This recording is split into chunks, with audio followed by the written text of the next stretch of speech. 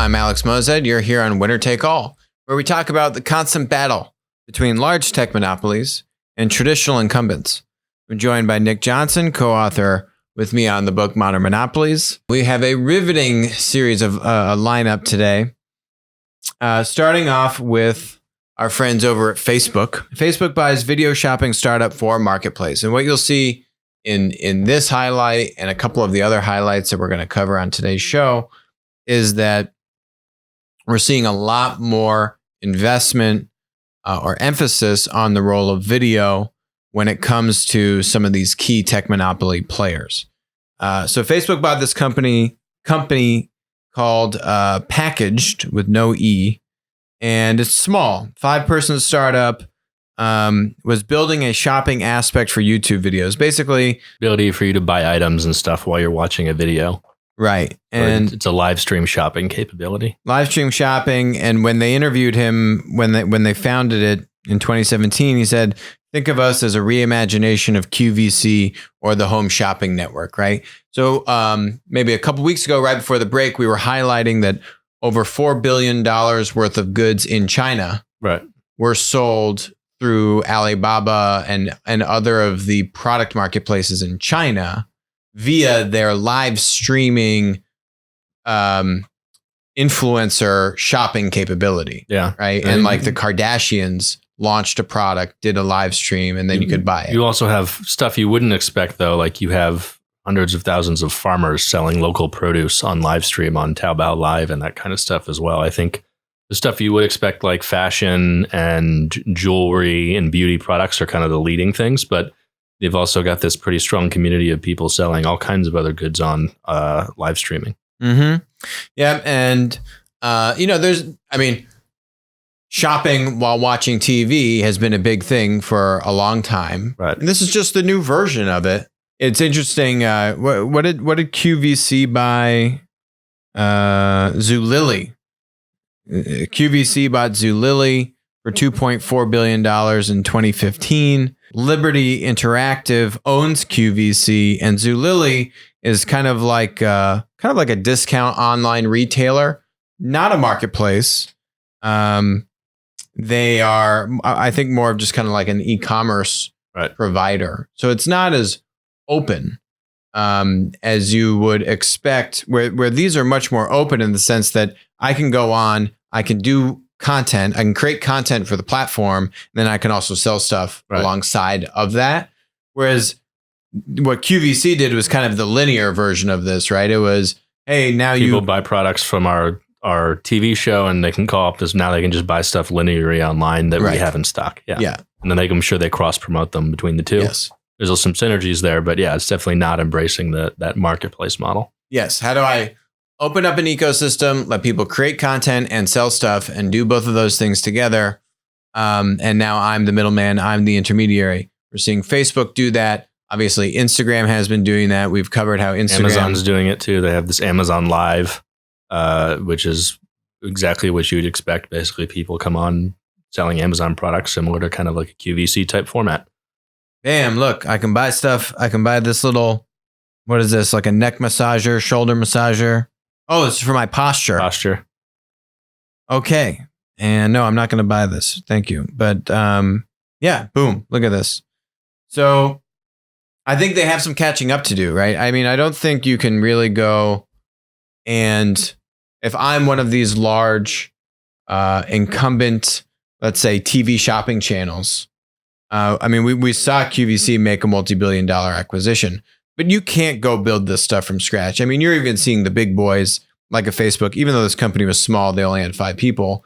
You've got to go buy at this point. It's too late. On the if you're thinking about live stream shopping capability and then starting to get third-party creators, not just selling products, but also creating content for you, I think that there's certainly areas either on the technology side or on the network side, you would need to look at making potentially some acquisitions. Yeah, and probably demand, right? Because, if I'm a TV station, that's my demand is coming through the TV. The channel. How do I get the digital demand that then I can use to attract the producers that are creating content and selling stuff? And you can try and convert some of that demand from the analog TV to your digital property.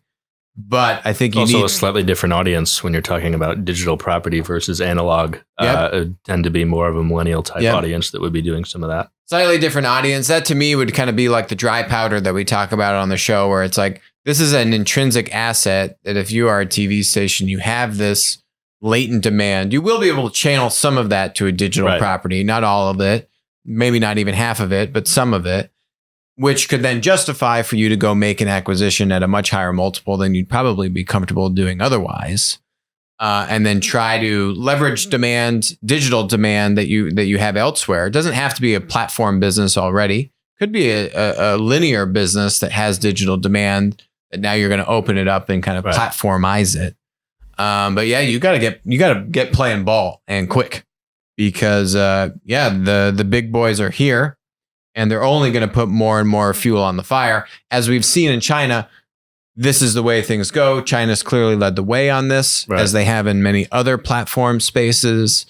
And now the U.S. is picking up in this arena. Right. So I think more broadly, I'd call it kind of social commerce, but I think video commerce is going to be a huge part of that. Yes, definitely. We see Snapchat going into a little bit of a different direction, but still innovating with live and with video. They've launched Bitmoji TV, a personalized cartoon show. They acquired Bitstrips back in 2016 for $64 million. And they're now kind of using this. You can now make an interactive show with your own characters. And they have kind of like predefined segments and things like this that you can do. And you can stitch together different sequences. But they've been investing a lot of money into this technology, Bitmoji stories, and kind of working away at this. Basically, what they're trying to do, the way I would qualify this, is how do I let my community of producers, of content creators, to give them new tools and new unique ways to create content that's unique to Snapchat and not to any of the other large content platforms, where now what you see is we're doing this, where we're putting our content on a variety of different social media content platforms. Right. But it's all pretty much the same content. You're just doing it to get distribution. How do you get unique content specific to the platform? Right. Which is a differentiator and kind of has more of a home in that arena. That kind of multi-network thing that the producers do is less of an issue if you're huge like YouTube and you've got to be there because all the demand is there. Is a much bigger issue if you're smaller and need to figure out, how am I going to continue to grow to compete with a YouTube or compete with an Instagram or a Facebook the way Snapchat is? Yeah. So that unique content and that unique inventory is definitely important for them to figure out. You're innovating on supply, right? And we've spoken about just the importance of supply throughout the evolution of many of every platform, right? But particularly when you get to scale, and if you're the underdog like a Snapchat, how do you innovate on supply? Because the other guys have demand. They've got demand locked in, which means the supply, you have much more leverage on the supply than, say, a Snapchat does. The challenge for Snapchat is if I'm doing something like this, how do I prevent basically becoming the testing ground for Facebook, which is kind of what they've done in the past, which is they test something out, some things work, some things doesn't. And then when something works really well, Facebook just copies it. So I think from them, how do you start to engage more of the supply? I think one of the things that creators complained about on Snapchat is like there wasn't really good ways to get audience metrics and focus on engagement and actually build an audience and make a living on Snapchat the way there has been on Instagram, for example, or on YouTube with the ad split and things there. Yeah, so the discovery is very different. Getting more and more ways to get in deeper with that creator ecosystem, I think would definitely be. I think Snapchat's been a little behind on that, but I think they definitely need to continue to do that. Yeah. I mean, where Snapchat lost me was when they decided to, it used to be, 3 years ago-ish, you could only post a Snapchat if you were taking the photo or the video via the Snapchat app. Right. Now they let you save it to the camera roll and export it. Yeah. Once they made that shift and they said, we're going to let you upload content from your camera roll. I think it was a short-term move to try and get more supply, make it easier for you to put content into the app.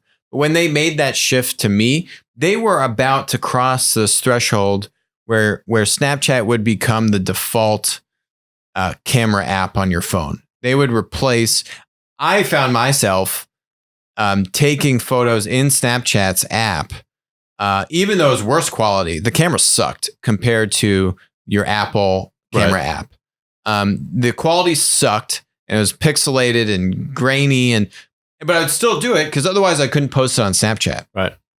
And then when they got rid of that, then that to me was the beginning of the end, or the beginning of their down spiral, where they probably made that move out of desperation. But I felt like if they had stuck with that, they would have been able to bring about a user behavior change. And it's hard to quantify that. It's a very kind of qualitative thing, but a user behavior change where your default camera app is now Snapchat, not the Apple or right. Well, they Android call themselves a camera company, right? So that would make sense if that was the goal. So that went away. Anyway, they're back to the supply innovation. They bought another company here called AI Factory. This was just announced a couple of days ago for $166 million, which is now going to let you make cooler cameos and all that kind of stuff. Basically, you can put your head into a moving image and have it kind of like, I would call a kind of mild version of a deep fake, make it move in conjunction with the kind of moving image. And it's something I think they've been integrating already. And basically they were acquiring this company that they'd been working on this feature with. This one didn't seem that exciting to me. I kind of like the Bitmoji thing a little bit more. I felt like you could kind of already do this like with the iPhone and like those little emoticon like things where I can be like a monkey and make faces. And I don't know, maybe I'm not understanding it, but yeah. So, but anyway, I like some of the moves that Snapchat's trying to make Bitmoji more than AI Factory. But yeah, it makes sense to innovate on the supply side and try and get more traction there. To get just more unique engagement that could only happen within Snapchat versus these other, just replicating the same content across other platforms. We'll see how that goes. Amazon. This was now in July of 2019. Amazon quietly launches Amazon Commercial, a private label for business customers. Apparently now the janitorial and sanitation distributors are now starting to take notice of this. Right. Here is the Amazon Commercial store. You can kind of see, right? I can get facial tissue, paper towels, toilet paper.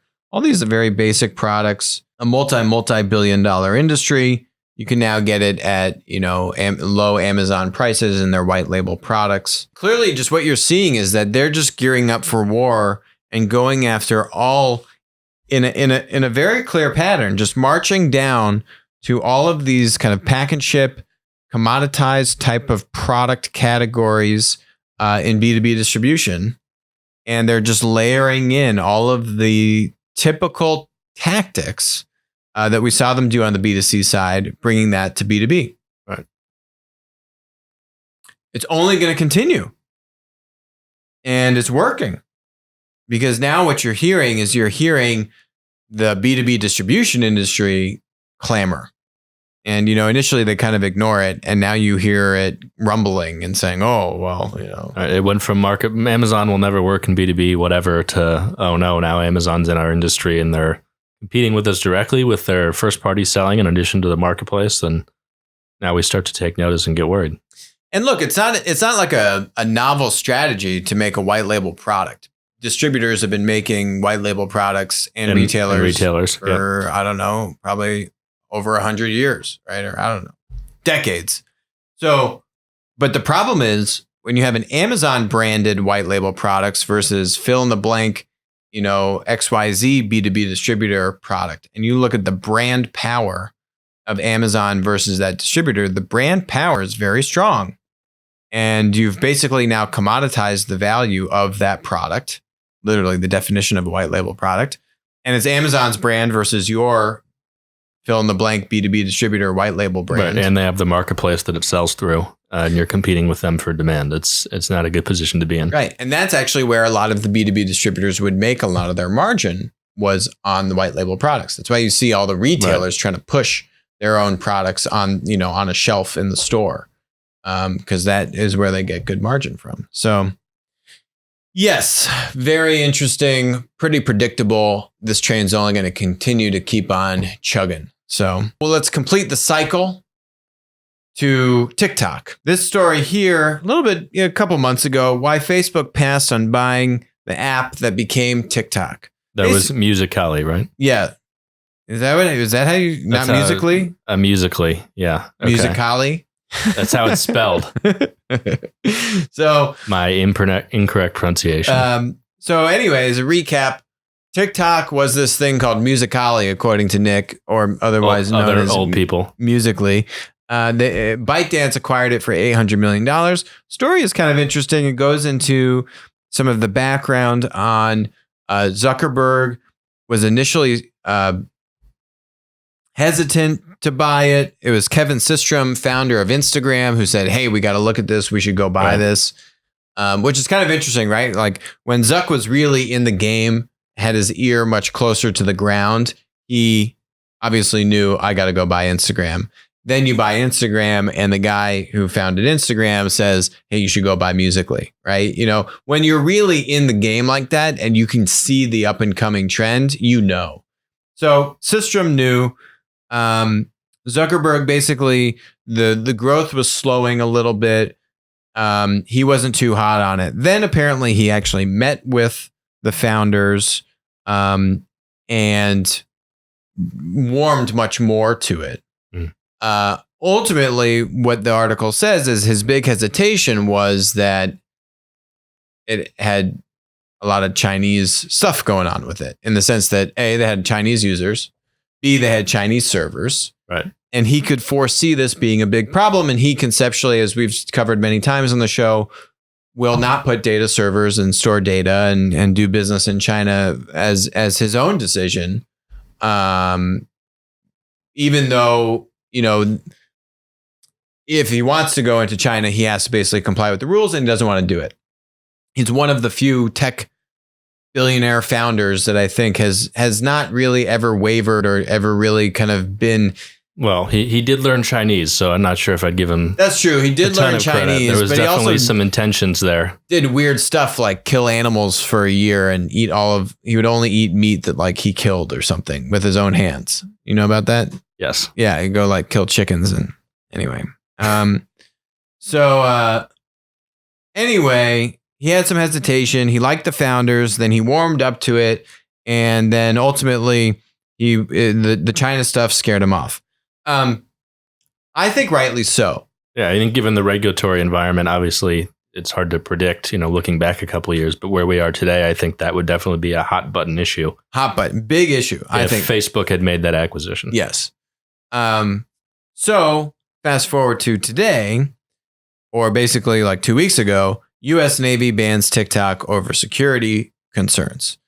I mean, this makes a ton of sense to me.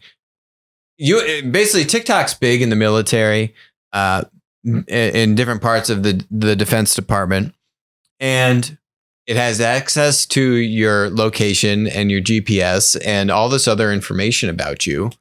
It's gonna know, oh look, you're like moving around in the ocean, and I can see your location, and I can now track where your ship is.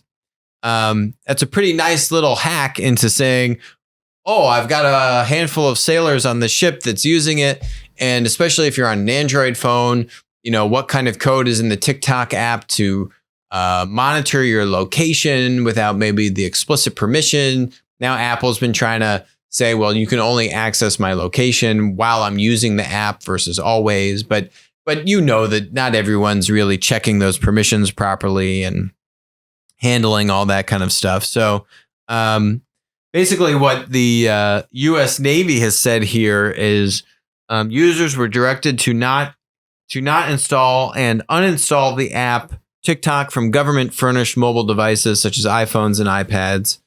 And this was made because of cybersecurity threats and assessments and yada, yada, yada. The Navy said those who didn't delete the app would be blocked from the intranet, basically the internet. So I guess they have some kind of code that can say, hey, does TikTok exist on this phone? If so, I'm going to block all internet from this phone. I'm going to, I guess, render the phone useless or not be able to communicate with the outside world, which is kind of interesting. But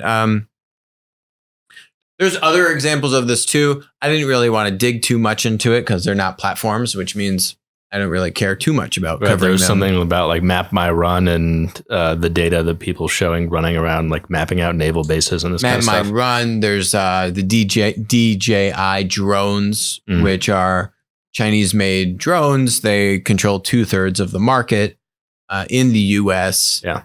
The Homeland Security Department recently issued a directive saying we can't buy these drones anymore. DJI is trying to say we're going to make the drones in the U.S. to placate everyone, but I don't think that's going to change their fears. But yeah, there's going to be more to come on this, and I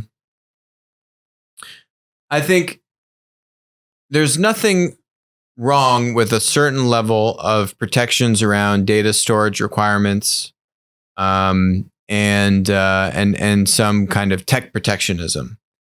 And I think the U.S. basically has had as we were talking about yesterday on the show, almost no limits or no requirements except for specific sectors like the Defense Department or nuclear energy or these kinds of kind of industry specific hot button sectors. But we've basically been all the way on the other side of the spectrum in terms of having none of this stuff in place. And I think you're going to slowly start to see some of it creep up on these case-specific circumstances, which, they make sense to me. It's not like there was a small security company that was acquired by a Chinese company for like $25 million. Is anyone really going to look at that? No. Is it really going to make that? Do they have maybe a few million like security devices somewhere? Yeah, probably. But it's really on these mega things, right? Particularly these platforms that are in the US achieving that winner-take-all scale, like a TikTok, like a Grindr. Those kinds of things, make sense to take another look at them. Closing out on our Chinese trend here, Alibaba. So there's an article just this week. Alibaba is using the US as a testing ground for global B2B e-commerce. This article kind of seems like a nothing burger to me. I don't really understand what it's trying to tell me, but they use these words a lot. Alibaba is positioning themselves as facilitators of buyer-supplier trust. This is where I think it all falls down, simply on trust. It's very clear that the environment in the US and other Western democratic countries are greeting these Chinese tech companies with skepticism. And some of it wrongfully so, some of it rightfully so. Now, Alibaba trying to get into B2B is saying, I need a business customer, a business buyer, a procurement buyer to go and buy stuff on Alibaba. Alibaba, I think, or in this article, they say we have 10 million buyers from outside of China. 1/3 of them are in the United States. Here's the problem with that. If I was to guess the majority of this 1/3 of buyers in the United States buying stuff off of Alibaba, I'd probably say they are buying stuff off of Alibaba from China to then resell onto Amazon. So there's a lot of sellers that do that. It's a booming business. It's a huge business. There's so much stuff on Amazon that's just being resold off of basically Alibaba. Right. So I would venture to guess that the majority of these Alibaba buyers in the United States are basically just Amazon sellers, and they're just sourcing stuff off of Alibaba. The Alibaba B2B business, to compete with Amazon business, the buyers that are on Amazon business and these buyers that they're talking about on Alibaba, to me, are two completely different audiences, right? A business buyer buying on Amazon business, to convert that person to come and instead buy on Alibaba, I don't see it happening unless Alibaba changes its name. I don't think the Alibaba name in the United States for a business customer is going to win. I just don't think it's a win. I just don't see these business customers where if they could go to Amazon or you could go to Alibaba and you go to your boss and your boss says, "Hey, Joe or Diane, great job on this procurement order. Where'd you get it from? What a great deal." And you tell that person Alibaba business. I don't think they're looking at you with a straight eye and saying like, "Excuse me, is this good quality product? Is it going to get here on time?" All the concerns, all the reasons that the incumbent B2B distribution industry have cited as to why Amazon Business will never be successful. They're much more of an issue with Alibaba than with Amazon. Much more of an issue. And basically just 10x all of those concerns, all the traditional incumbent ways that they poo-poo a marketplace from coming into B2B. Now you apply them to Alibaba. When you have Amazon in the market and doing pretty well, actually doing very well, I would say, I just don't see it. I just don't see it beating Amazon. And what portion of the market says I'm going to go to Alibaba instead of Amazon? I just don't see it. These articles certainly don't paint it out for me. Yeah, they got to change their name. That would be step one for me. I don't think the Alibaba name helps them in the US. In the US. Or in a lot of the Western Europe or areas like with that. A business customer. Yep. I think you got to shed that. Go buy some US company with really strong brand recognition, maybe not nationally, but Staples. Yeah, go buy Staples. They did the deal with Staples. Yeah. Most people aren't going to know, even if you buy Staples, they're not going to know that Alibaba owns Staples. But you have a negative stigma, I think. Maybe we'll go find some research on it. I think you got a big uphill battle in the business customer market, particularly, for an Alibaba business to really hit some kind of crazy demand critical mass. I just don't see it happening. Yeah, go buy Staples. So that's it for us today on Winner Take All. We will talk to you tomorrow. Thank you.